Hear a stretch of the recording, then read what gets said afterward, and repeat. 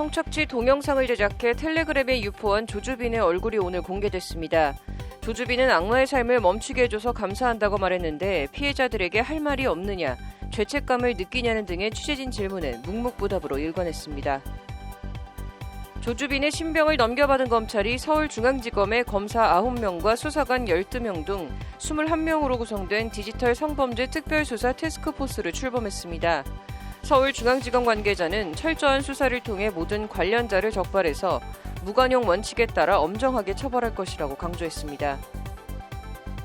파문을 낳고 있는 텔레그램 엠번방 또 다른 운영자가 1심에서 징역 1년을 선고받았는데 검찰이 항소하지 않은 사실이 뒤늦게 알려져 논란이 되고 있습니다. 검찰의 미온적 대처가 다시 도마에 오르고 있습니다. 하나손해보험이 사실상 고아가 된 초등학생을 상대로 수천만 원의 보험금 구상권 청구 소송을 내 비난이 일고 있습니다. 보험업계 관례라는 해명 아닌 해명이 비난을 더 키웠습니다. 파문이 일파만파 커지자 한화손보는 소송을 취하하고 구상금을 청구하지 않겠다고 밝혔습니다.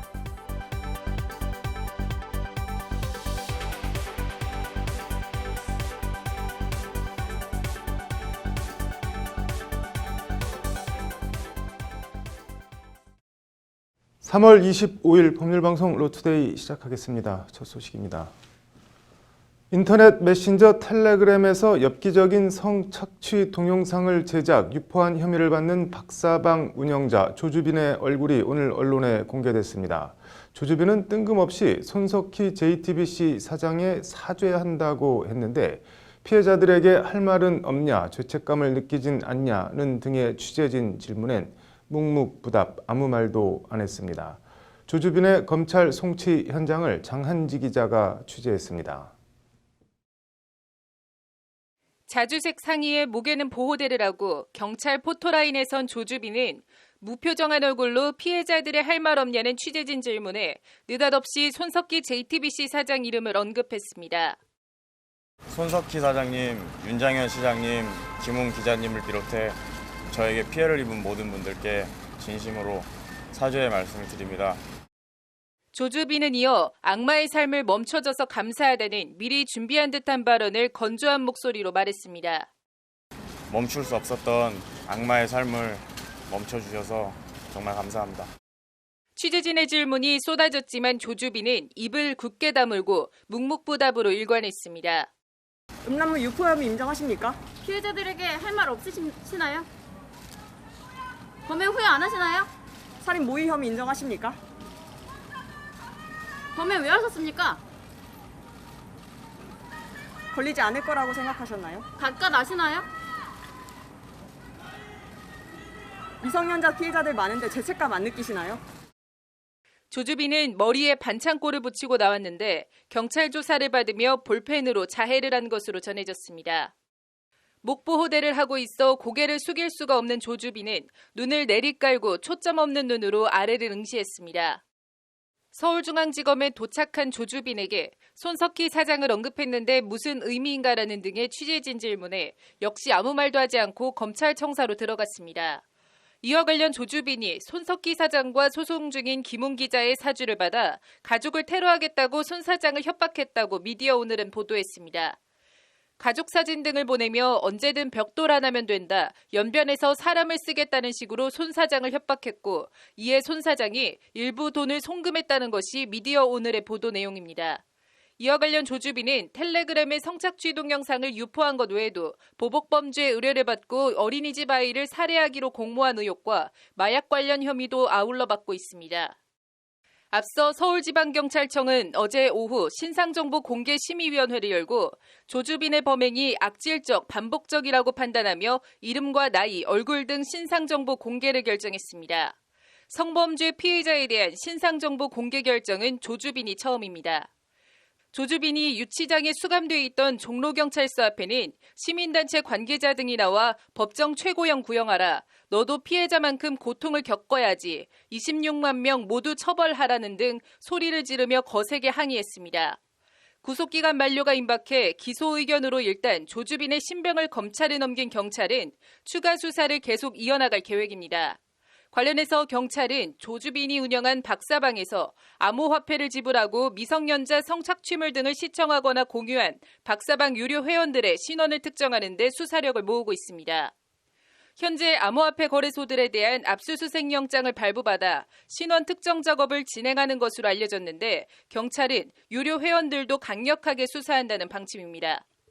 앞서 조주빈의 집 압수수색에선 범죄 수익으로 추정되는 1억 3천만 원가량의 현금이 발견된 바 있습니다.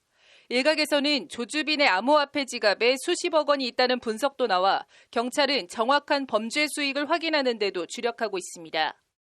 미리 준비한 말 외에 죄책감을 느끼냐는 등 취재진의 질문에 일절 답하지 않은 조주빈이 과연 진심으로 사죄하고 반성하고 있는 건지 의문입니다. 법률방송 장하지입니다.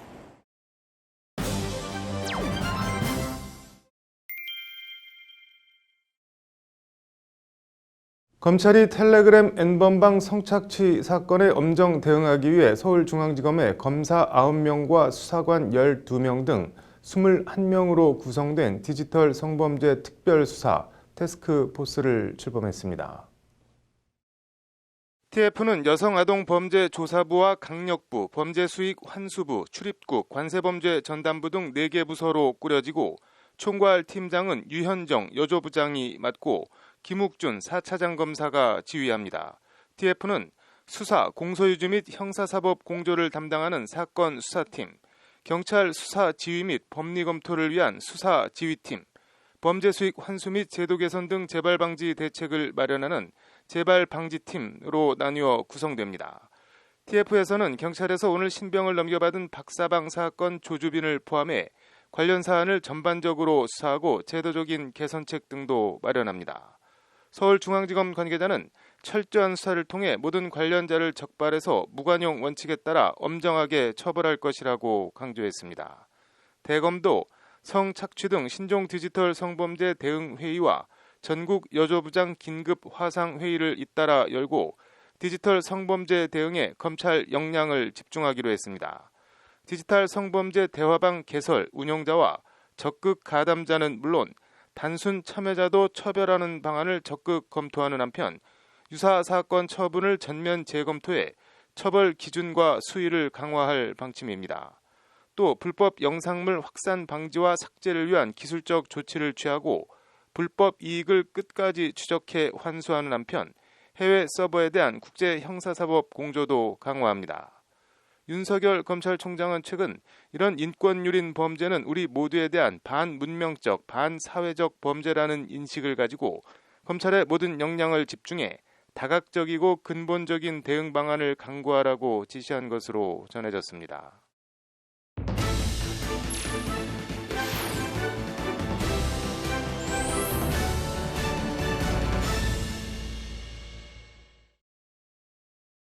성착취 동영상 제작 유포 텔레그램 N번방을 처음 만든 것으로 알려진 닉네임 갓갓으로부터 N번방을 넘겨받은 것으로 알려진 사람이 왓치맨이 아닌 켈리라는 닉네임을 쓰는 32살 신모 씨인 것으로 드러났습니다. 이 켈리도 붙잡혀 1심에서 징역 1년을 선고받았는데 검찰은 항소를 안 하고 피고인만 항소한 사실이 뒤늦게 알려지며 논란이 일고 있습니다. 앵커 브리핑입니다.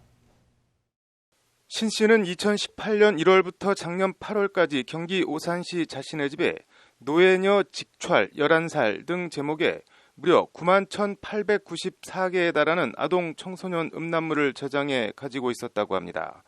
그리고 신 씨는 이 가운데 2,590개를 팔아 상품권과 사이버머니 등으로 2,500여만 원을 챙겼습니다. N번방을 처음 만든 갓갓은 지난해 8월 자신이 운영하던 텔레그램 채팅방 8개 가운데 7개를 폐쇄하고 잠적했는데 이 하나 남은 방을 신 씨가 넘겨받은 것으로 경찰은 보고 있습니다. 실제 신 씨가 텔레그램을 통해 아동 청소년 음란물을 판매한 시점도 지난해 8월부터 한 달간으로 갓갓으로부터 N번방을 넘겨받은 시점과 일치합니다.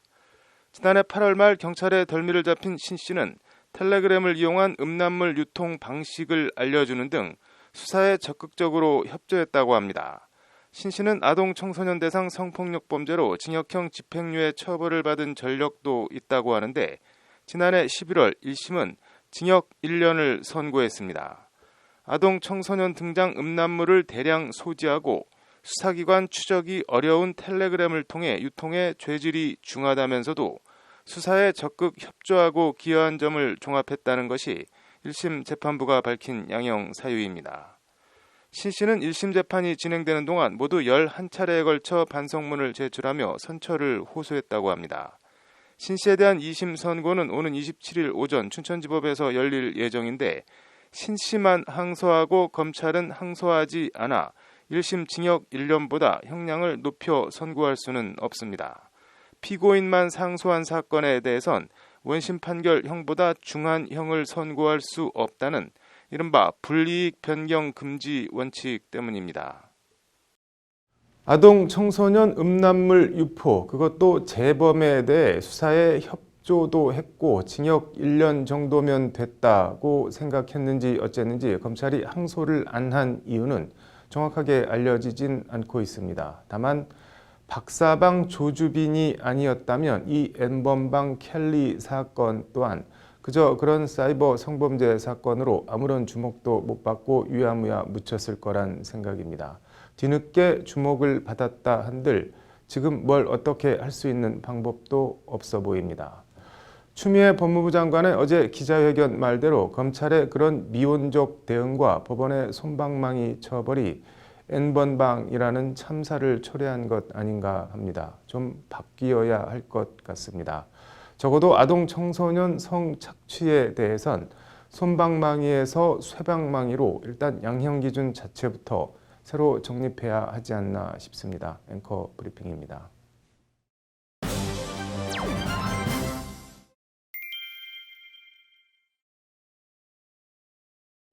국내 한 손해보험사가 사실상 고아가 된 초등학생을 상대로 교통사고 보험금 구상권을 청구한 사실이 알려지면서 논란이 일고 있습니다. 뭐가 어떻게 된 일일까요? 신세아 기자입니다. 청와대 국민청원 게시판에 어제 올라온 고아가 된 초등학생에게 소송을 건 보험회사가 어딘지 밝혀주세요라는 제목의 청원입니다. 사람 목숨으로 돈 계산을 하는 보험사가 있다. 고아인 2008년생 초등학생을 상대로 소송을 걸었다며 이 보험사가 어디인지 배상액 경감이 가능한지 알려달라는 내용입니다. 이 청원은 올라온 지 하루 만인 오늘 오후 4시 기준 모두 16만 명 넘게 동참하며 네티즌의 관심을 받고 있습니다. 사건은 지난 2014년 6월로 거슬러 올라갑니다. 당시 초등학교 1학년, 현재는 12살인 A군의 아버지가 오토바이를 타고 가다 교통사고를 당해 숨지는 사고가 벌어졌습니다. 전라남도 장흥의 한 농로를 주행하던 A군의 아버지가 교차로 좌측에서 직진하던 승용차와 충돌해 목숨을 잃은 겁니다. 보험사는 A군의 아버지에게도 50%의 과실 책임이 있다고 산정해 사망보험금을 1억 5천만 원으로 계산하고 A군의 어머니와 A군에게 각각 6대4 비율로 나눠 지급했습니다. 문제는 A군의 어머니가 베트남인으로 사고 얼마 전 베트남으로 출국한 뒤 연락두절 상태라는 점입니다. 결국 어머니 몫인 9천만 원은 보험사가 6년째 가지고 있고 6천만 원은 A군의 80대 할머니에게 지급됐습니다.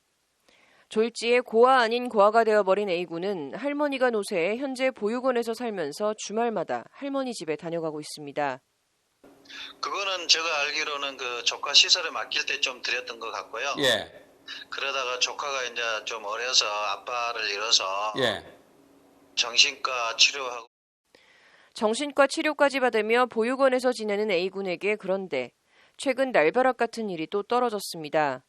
보험사가 A군 아버지 사고 상대 차량 동승자 치료비와 합의금으로 쓴 돈 5,300만 원 가운데 절반 정도인 2,700만 원 정도를 내놓으라며 구상금 청구 소송을 걸어온 겁니다. 이 같은 사실은 교통사고 전문 한문철 변호사가 그제 유튜브 한문철 TV를 통해 보험사의 행태를 질타하며 처음 알려졌습니다. 기본적으로 보험사가 너무 심한 소송을 했어요. 제가 볼 땐. 아니 고아한테 무슨 소송을 해요. 고아가 무슨 돈이 있다고. 이 어린아이한테 2,690만 원 내놔라. 니네 아버지가 잘못했어. 니네 아버지가 잘못했으니까 네가 책임져야지. 내놔. 아 이거 이럴 수 있습니까? 하지만 서울 남부지방법원은 A군 측에서 별다른 이의 신청이 접수되지 않았다는 이유로 보험사가 요구한 금액을 다 갚고 못 갚으면 다 갚는 날까지 연 12%의 이자를 지급하라는 이행 권고 결정을 내린 상태입니다.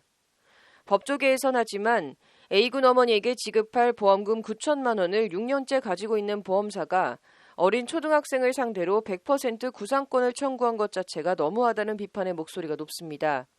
제가 교통사고 사건을 많이 해봤는데 이런 경우는 처음 당해봅니다. 그리고 또 받지 못할 돈을 청구하는 것은 엄연한 소송 사기에 해당될 여지도 있거든요. 보통 채무자가 사망하면 상속인 분 비율만큼만 청구해야 되지. 논란이 커지자 해당 보험사는 일부 상속인이 연락이 안 될 경우 연락이 되는 특정인에게 100%를 구상하는 것이 보험업계 관례라는 취지로 해명했습니다. 하지만 이 또한 터무니없는 해명으로 말도 안 되는 소리라는 것이 정경일 변호사의 비판입니다. 이게 지금 말로는 보험업계 관행이라 그러는데 한 사람에게 특정해서 다른 사람을 못 찾아 청구한다는 것은 속건 남용 내지는 소송 사기에 해당될 여지가 있습니다. 보험업계 관행이라 그러는데 말도 안 되는 소리입니다. 정 변호사는 나아가 해당 사고는 오토바이 대 자동차 사고라며 보험사가 애초 사망한 A군 아버지의 과실 비율을 50%로 한 것부터 다시 들여다볼 필요가 있다고 목소리를 높였습니다. 보험사와 개인 간에 합의를 할 때는 과실 비율에 대해서 개인이 많이 불리한 요소가 작용됩니다. 이번 사건 같은 경우에도 충격하고 난 뒤에 차량이 상당한 거리를 진행했었고요. 그리고 또 오토바이 운전자도 상당한 거리를 날아갔습니다. 이 부분은 서행 운전을 안 했다는 명백한 증거가 되기 때문에 가피해자가 바뀔 사안으로 봅니다. 50대 50으로 판단할 건 아니고. 문제의 보험사는 한화손해보험사로 논란과 비판이 쏟아지자 한화손보는 소송을 부랴부랴 취하했습니다.